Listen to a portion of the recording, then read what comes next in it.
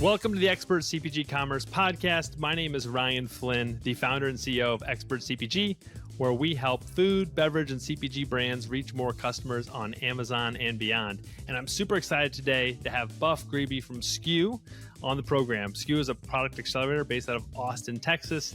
I've been a part of for a number of years, and that's how Buff and I get to know each other. He's the executive director of SKU, and super excited to talk more about what SKU is and how it can help brands. And if you're a brand and you're on Amazon and you're not sure if what you're doing is correct, or the person managing Amazon, do they know everything they're doing, whether it's in-house or whether it's another agency, we would love to take a look and see if we can help you. Not just actually tell you we can help you, but show you. So here at Expert CPG, we provide a free audit for brands that fit certain criteria, and we have a very limited amount of these audit slots available simply because we do an in-depth audit looking at a brand's buyability on Amazon, like how much is a consumer going to be compelled to buy when they get to a brand's page? What's the discoverability like of the brand on Amazon? Can consumers find them, and are they using all the best practices? And also looking obviously at all the advertising that we've done on Amazon and taking full advantage of that, and all the other programs and operations that happen within Seller Central for a brand on Amazon. So again, if you are a brand that's selling on Amazon in the CPG space, we would love to show you how we may be able to help you as well. So just simply go to expertcpg.com/audit and you'll fill out some information there, and we'll get back to you whether or not it fits for one of our criteria for an audit. Again, that's expertcpg.com/audit. All right, now let's jump in and talk to Buff from SKU. Buff, thanks for joining today. Super excited to have you here on the show, and super excited to talk to you about all things CPG, also about, obviously, most importantly, about SKU. So if you don't mind, just take a few minutes, tell us a little bit about background of yourself, and tell us about what SKU is for people that don't know. Yeah, no, of course. So yes, my name is Buff Greebe. I'm the executive director of SKU. I have been in the CPG industry for more than 35 years, all around the world. I've worked in, I did a count, and I think it was like 55 countries around the world, in Asia, Central Europe, Western Europe, Latin America. And my wife and I and our kids moved to Austin 7 years ago. So in my CPG career, I always say I've seen it from every imaginable angle. I've worked as an executive in large companies like Coca-Cola and Unilever and GlaxoSmithKline. I've also been, a consultant to the CPG industry, and I'm a mentor and I'm an investor, and I've done it, around the world, working for large companies, but also in the last 7 years, a lot with startups. And most recently, I became a mentor at SKU. I thoroughly enjoyed that, and now, I'm the executive director of SKU when that position became available earlier this year. So SKU is an accelerator for CPG companies. SKU has been around for about 13 years. It's Austin-based, and the first couple of tracks we did were with Austin companies and Austin mentors. But in the meantime, we are across the nation. We have portfolio companies from east to west coast and everything in between, and also mentors who come from all kinds of industries. Obviously, we have entrepreneurs who have done it themselves. And we have people from the CPG industry. We have people from the retail industry. We have matter experts. And basically the idea behind SKU is that we surround our participating portfolio companies with a group of mentors for a period of 12 weeks. So we really want to make them investor ready so that they have everything ready to start raising money.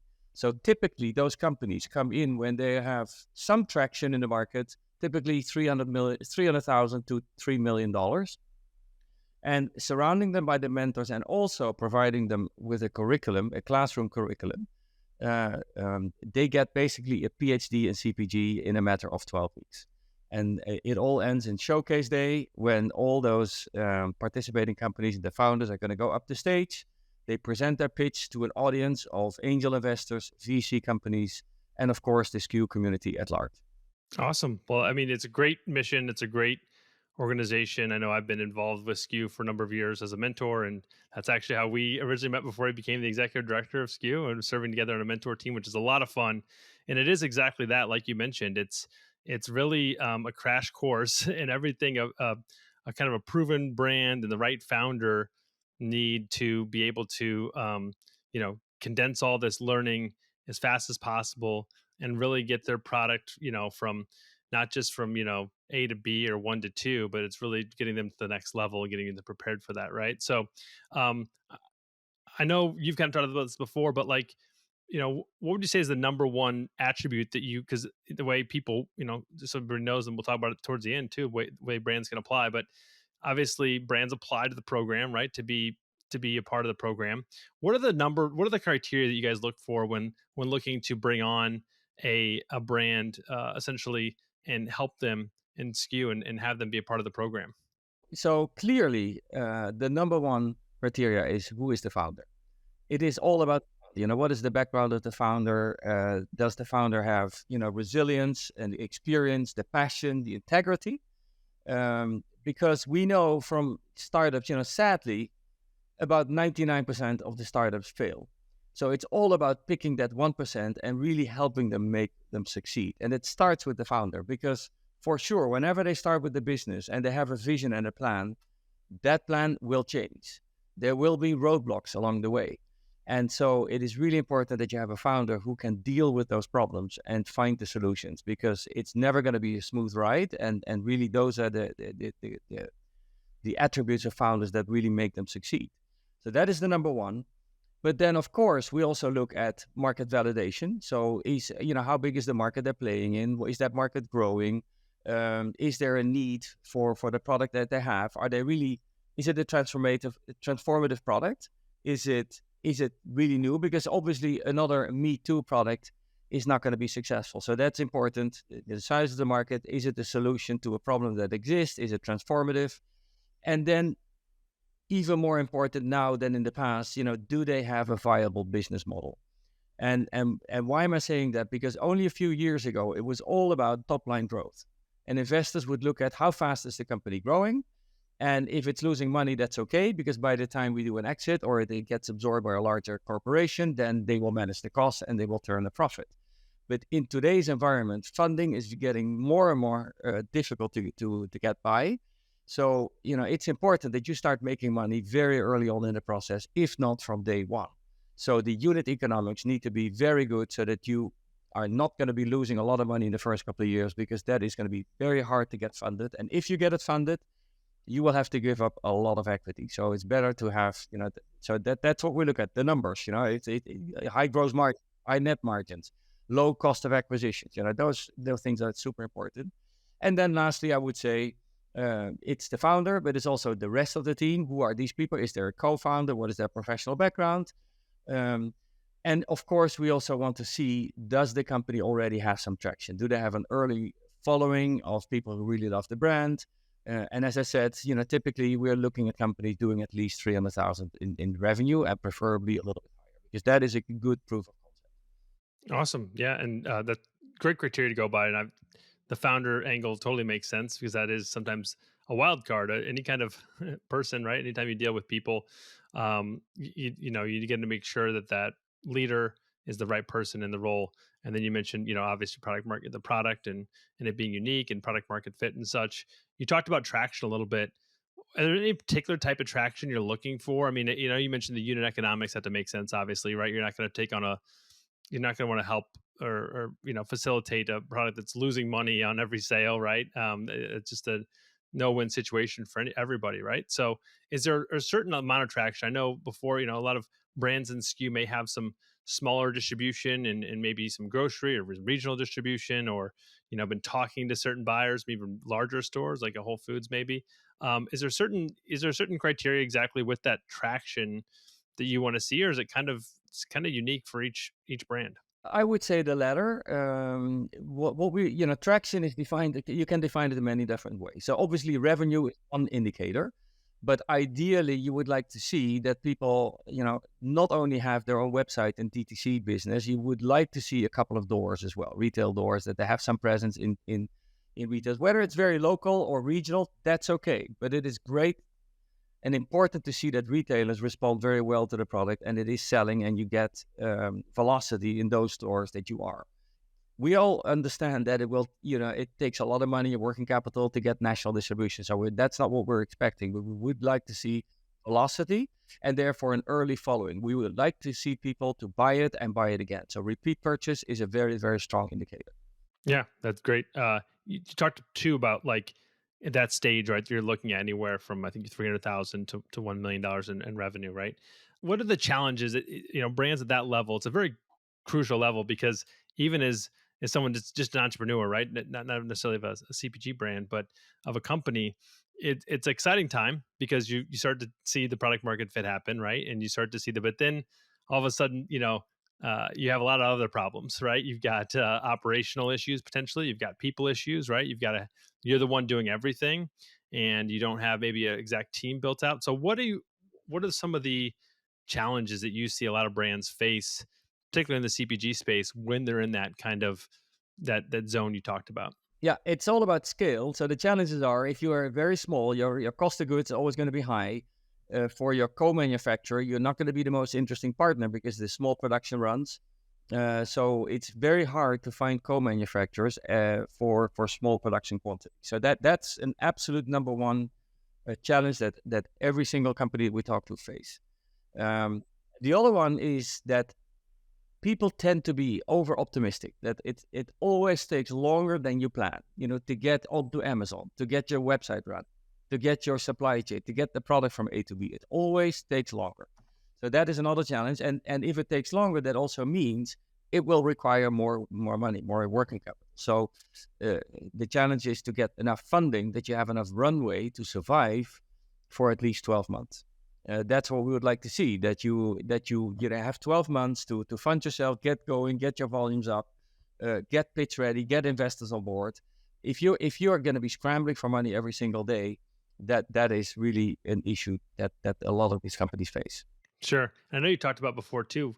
One of the main attributes that kind of you look for. You mentioned the founder being the most important, right? Is resiliency. Can you talk a little bit more about that when you talk about resiliency, or another way, I guess grit would be another way to say it. That you're looking for in that founder. Well, resilient, I absolutely agree that is the number one thing because, as I already mentioned, there are going to be a lot of roadblocks, and you need people who say, "Yes, I am ready to face those challenges," and not be set back and say, "Hey, everybody's against us. We're never going to make it." You need people who say, "Okay, we'll deal with the problem, and then find a solution and focus on the solutions and be very result oriented and result driven."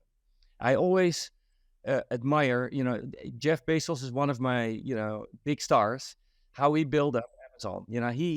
It took him literally 20 years to become profitable. So it took him 20 years of overcoming challenges and convincing his investors that they needed to put more money in year after year after year because he shared that vision and he was able to convince the investors on his vision. But it took long. I remember I signed up myself as a Amazon customer in 1998. So I was a really early adopter. Yeah. Amazon only started it, I think it was 94. Yeah, it So was a couple years before that. Yeah. yeah. And I remember, I ordered a book because that was all he was selling, right? And only the top 100 titles, and that was actually smart to keep it really focused. And I wondered, how on earth is it possible that I order a book online, he has to pack it, he sends it to the post office, and then it is delivered to my doorstep, and I pay exactly the same price as what I pay in the bookstore? How is that ever going to be profitable? And that it took 20 years for that to become profitable. But now he already had that vision. I want to be the everything everywhere store. Yeah? And he and positioned himself as a technology company. And then all the problems came his way. But he overcame them. And now the Amazon truck goes through my street at least 10 times. Yeah.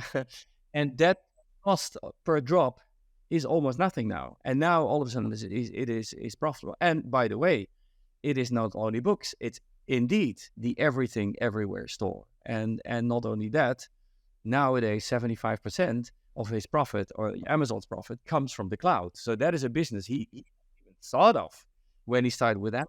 And now it is the bulk of the business. So it is really those founders, those entrepreneurs who get all these challenges, they find the solution, they are resilient, and they are able to continue to keep their investors on board to make their vision happen.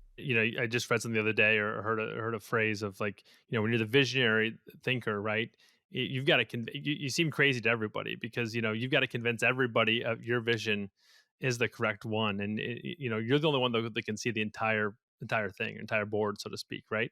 And so I think a big part of the visionary founder, I would say, struggle with is maybe disseminating that vision down to employees, investors, right, customers, right, and getting it out there, and really motivating the team behind that. And yeah, Amazon's a great example of that. And I tell people, talking about some of the CPG angle, and Amazon's just as much a logistics company at this point as they are an e-commerce company, even maybe more so, I'd argue. And it's interesting here in 2024, they're going to have quite a few changes around that space, and they're kind of taking the whole supply chain model and marketing it as that, a supply chain by Amazon, which is really interesting. So more to come on that, I'm sure, in the coming months and later this year. But so, Buff, you've mentioned a lot about your unique experience in the CPG world and all different things you've seen.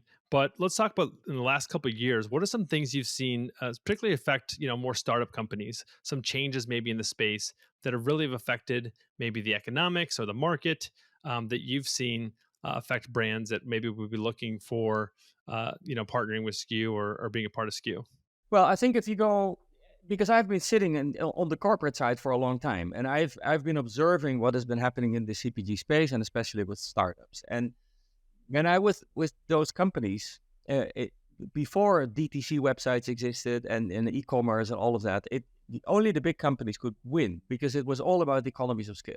So they had the lowest unit economic cost, and therefore they had an advantage over startups. And since the only channel for CPG typically to sell their products is retail stores, it was all about the leverage you would have in the negotiation with the large retailer. That's why the big companies were always so powerful.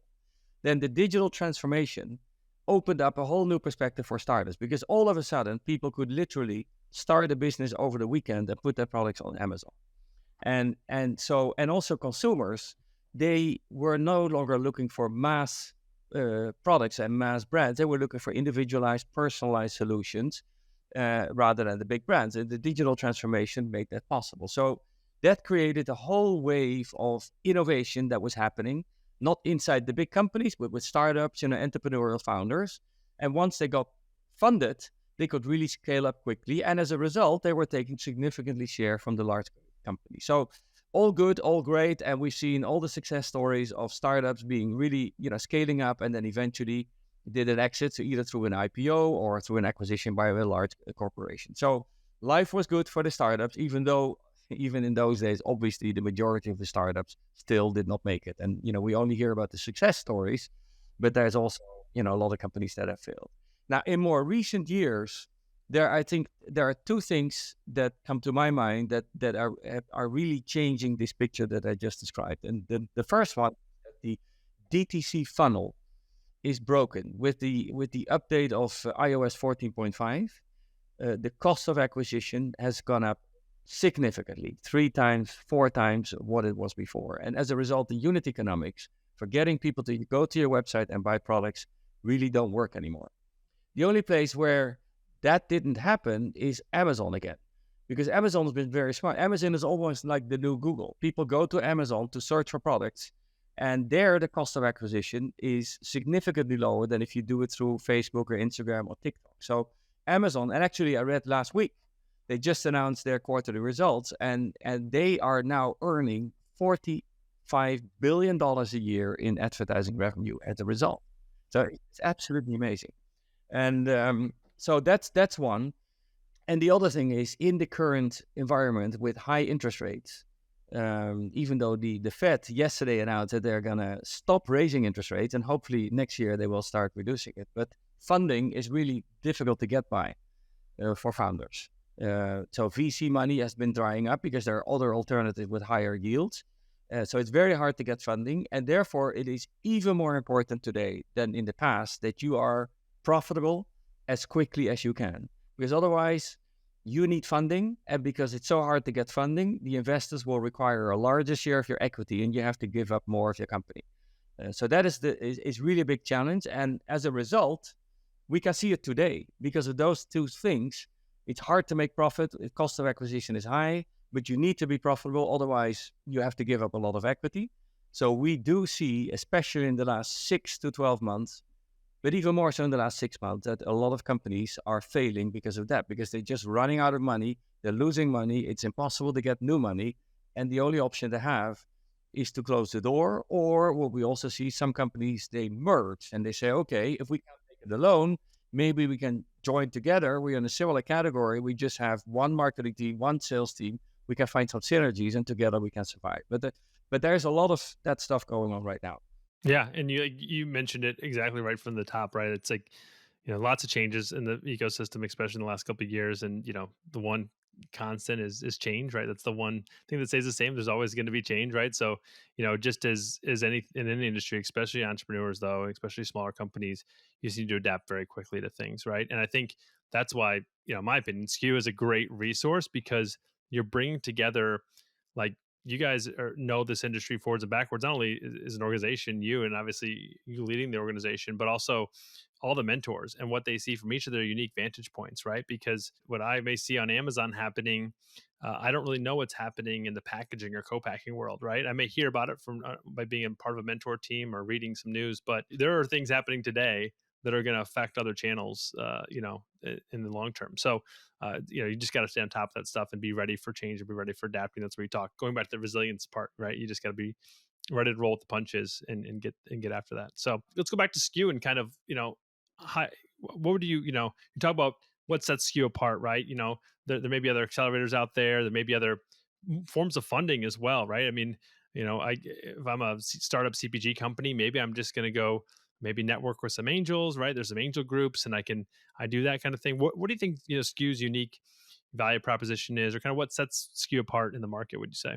Okay, well, thank you for that question. And SKU has been around for 13 years, very successfully. And truly, what sets us apart is a couple of things. One is our mentor group. We have in total now had, I still have around 500 mentors. And that's really the secret sauce. Those mentors are veterans in the industry, whether they are serial entrepreneurs or senior executives in CPG companies or in retail companies or subject matter experts.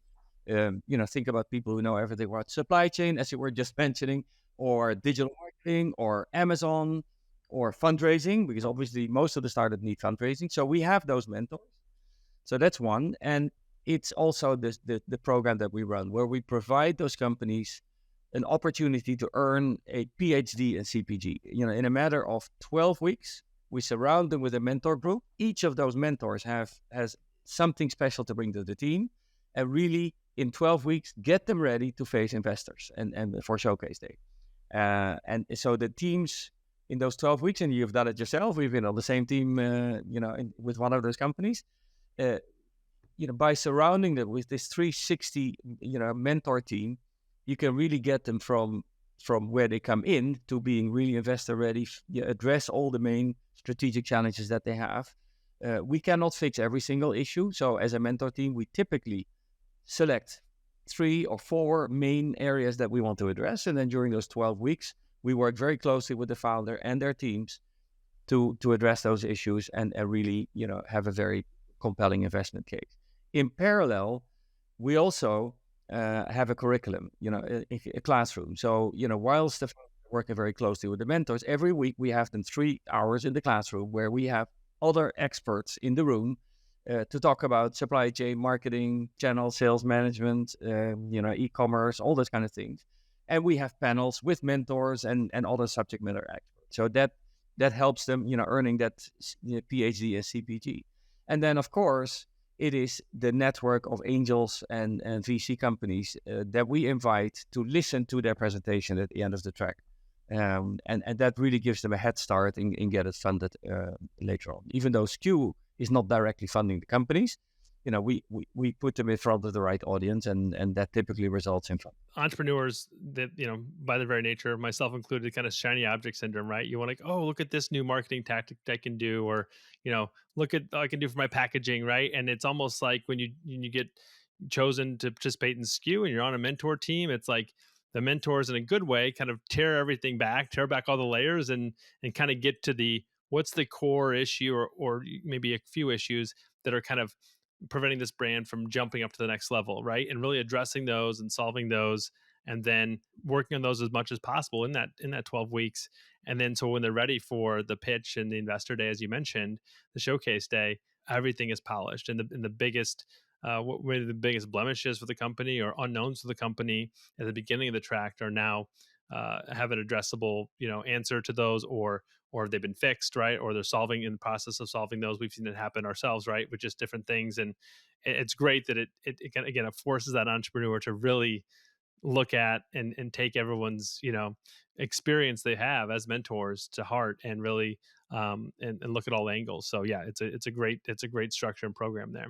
I know, there's been a number of companies over the years. You mentioned it's been around for 13 years. They've participated in SKU. I know a few myself. Obviously, I've been on some mentor teams too. And is maybe a success story or two that you like to? Maybe it's the most successful, the most well known, but maybe it's also just something that worked really well, or just was a great mentor team, or was a great product, and went on to success. Is there any story or two you'd like to share of companies that have been through SKU that have seen success directly from the program? Of course, and we have a legacy portfolio of over 120 companies that we still, have equity in, and of course there are some really good success stories there, and many still, to come. So one that would stand out is Siete Foods. They were in SKU, a couple of years ago. I don't know the exact number of years ago, but like 7 years ago, and they came in with a revenue of actually below the standard that we currently apply. I think it was like $50,000 in revenue. It was a great idea, but the execution wasn't really there yet. The pack design, the supply chain, the marketing approach, and all of that. So in that window of 12 weeks, they had a stellar mentor team. They really got ready, did transformational work. They completely repositioned the brand, did the pack designs, got the supply chain sorted out. And in the meantime, Siete Foods is a very big company. I don't know the exact revenue number, but it's in the hundreds of millions. They are nationwide distribution and have a very high valuation. So that would be one. If I can mention a more recent example where it really has been transformational for the founder and also coming in and coming out. So this one is called Innovative Pet Lab. And that is a company in the most recent track. And I had the privilege of being the lead mentor on that team. And if we go back to what we discussed before, number one criteria is who's the founder. And in this case, we were all super impressed by the founder. Fantastic background in human diagnostics, now being applied to pet diagnostics. And so a lot of experience along with our co-founders. And they basically sell in-home diagnostic tests for pets. And, that is a market that doesn't necessarily exist. And so the discussion is always, how big is the addressable market and blah, blah, blah. And my answer to that question very often is, if you would ask people 15 years ago, how large is the smartphone market? It was non-existent. Yeah. And now we only have to look at Apple, which is the most valuable company in the world.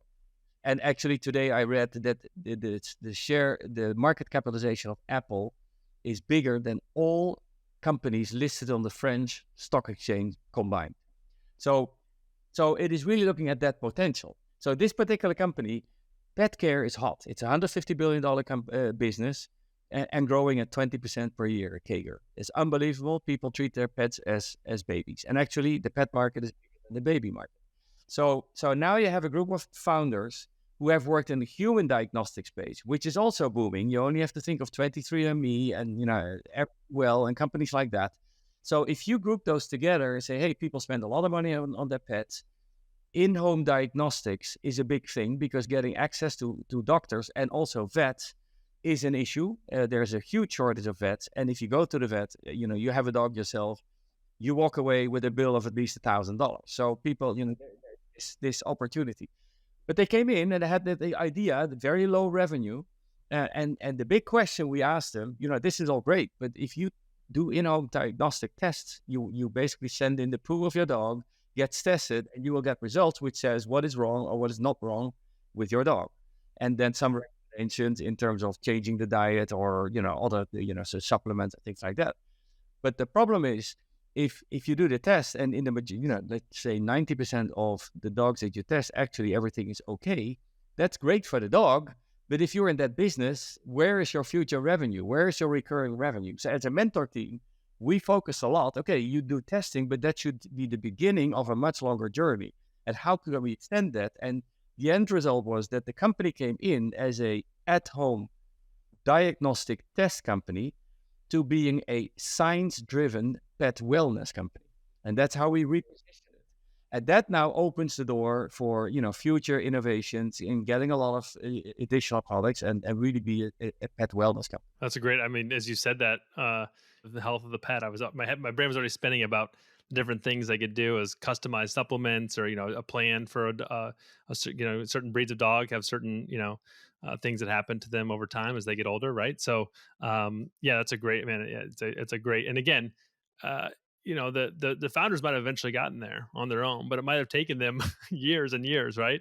Where the SKU mentor team can come in and say, wait, this is, yeah, you can sell these kits one at a time, but as we both know, it takes a lot of time and effort and energy and money to acquire a customer once. But once you have that customer, it's a lot easier to resell them on other things once you already have them in the door and you have them a part of the brand, right? And you can remarket to them. So that's awesome. That's a great success story there.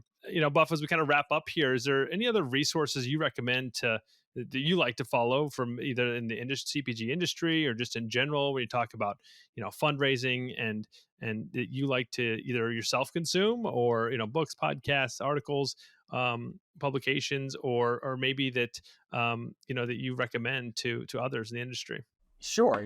My source of, the most important one for me is networking, and really talking to people from different walks of life and connect the dots. Clearly, there's a lot of industry resources available on the internet, newsletters, all of that, podcasts, but it takes a lot of time, if you want to follow everything. That is the complete overload. So you have to be selective. Yeah. And I found that just talking to people is and people who've been there before and who are good thinkers is a fantastic way. And also reading books. And one book I would like to bring up, it's called Venture Deals by Brad Feld and Jason Mendelsohn. And it explains in great deal to founders, how the funding game works. So from family and friends to angel investor to seed to series A, B, C, D, and eventually the exit. And reading that book really helps you in your discussion with a lawyer. You can significantly lower your lawyer's deal, because obviously they charge a lot of money, and it's super important that you get it right from the beginning. Organize your cap table, make sure you don't dilute too much, and all those kind of things. So that book is probably worthwhile the investment. Awesome. Great resource. Thank you for sharing that. And as we wrap up here, I'd love to hear any additional well, I guess, kind of bearing the lead, but how can companies look to find more information about SKU? Obviously, I'm sure going to the website, but how can they apply for SKU? To explain a little bit about the tracks and how brands can always kind of get involved there. Okay, so yeah, you mentioned the website, so it's www.sku.is, and you will find the tab there. Our current programs, and there is an application tab where companies can apply. So basically, actually, it's a good timing for this question, because we are gearing up for the spring track next year, and we're having a very good number of applications. Currently stands at more than 150. And those are companies from across the country and also across different CPG categories. So, we have a lot of food and beverage companies, because obviously that's a very large proportion of CPG, but we also health and wellness, we have beauty, we have home care, and again, pet care, because pet care is hot, right? So we would love to have pet care companies again in the tracks. So we are right now in the process of going through those 150 companies and counting, and apply the criteria that I just described to you. So we look at the founder, the business model, the unit economics, how big is the market, and all of that. And then we narrow that down to a short list of around 35 companies. And then we invite those companies to send us samples. And then we organize. In the meantime, we are getting our mentors in place for next year. And we always try to get a good balance between returning mentors and new mentors, because it's always good to have fresh blood, fresh eyes on that. And also mentors from Austin, where we all started, but also from around the country. So once we have those samples, we plan in January, the 8th, we will have a sampling and tasting session where the mentors can have a look and feel of those products. And they can, state which companies they believe in. And then we will bring that list of 35 down to around 20. And we'll invite those 20 companies to do an interview. And that interview is going to be online. They will be asked to do their pitch, 5 minutes, and why SKU should take them. The mentors will actively participate in those interviews. They have an opportunity to ask questions themselves. After that 5-minute pitch, so there's a 10-minute discussion, and then afterwards the mentors are asked to vote and to express their preference for companies. And then the idea is that we end up with 8 companies in the track. So out of those 20, we'll select 8. And then we'll sign them up, put all the paperwork in place, and then a couple of weeks later we start the track. Yeah, being a part of, again, the interview process and the selection, deciding if these maybe are good candidates for SKU. You guys do a very thorough job of making sure these are the right companies, right? Because I think you've even talked about before of the criteria you guys are looking at SKU is really the same thing that a VC is looking at, right? Like you want to make sure that you're just selecting the best of the best, and maybe companies not ready for this upcoming track, but when they may have a little more traction, the next year might be the right time, right? So it's definitely, I think, encouraged for brands to keep going and be a part of SKU. Where's the best place for people to maybe connect with you at? You can always find me on LinkedIn, and happy to connect. And of course, our website is sku.is, and sign up for a newsletter. We have a lot of communication going out. We organize happy hour, and you're here in Austin, but for next year, we're also going to do that around the country. So, stay informed through our newsletter, our website, and really hope to see a lot of exciting founders and see their business ideas. Great. Well, thanks so much, Buff. It's been a great informational, educational for myself and the audience as well. So thank you so much for the time today, and I'll see you on the next track potentially. Okay, well, thank you, Ryan. That was great, and see you soon. All right, thanks again to Buff Greebe from SKU. So much for joining the show today, and obviously instilling a ton of knowledge on us about what's happening in the CPG space, and also how SKU can help impact companies that are at that stage where they're growing, they need outside help, and they need that mentor team. It's really hard as an entrepreneur to do this on your own, and SKU provides that structure and that value, and obviously getting you that next level and helping you with investment, helping you get there. So definitely check SKU out, connect with Buff on LinkedIn. And last but certainly not least, hopefully you enjoyed today's content. I cannot thank you enough for listening and watching. And I would just only ask that you please rate and review us wherever you get your podcasts at. We love feedback, and also subscribe. We obviously want you to subscribe us wherever you get your podcasts, or also on YouTube. Again, I'm Ryan Flynn from Expert CPG Commerce, and we'll see you in the next show. Thanks.